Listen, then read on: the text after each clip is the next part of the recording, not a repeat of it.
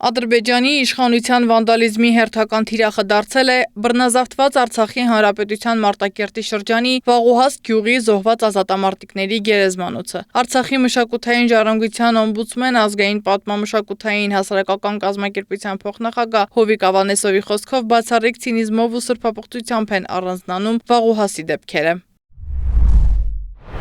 Տեսանյութի հեղինակը միտումնավոր քայլում է տապանաքարերի վրայով, կանգնում հանգուցյալների դիմանկարների վրա, հարվածում և պղծում դրանք։ Այս վարքագիծը ոչ միայն գերեզմանների վնասում է, այլև զոհվածների հիշատակի, հուղարկավորության սրբության և մարդկային արժանապատվության կանխամտածված անարգանք։ Նման գործողությունները հակասում են ոչ միայն միջազգային իրավական նորմերին, այլև համամարտկային բարոյականության ամենատարրական սկզբունքներին։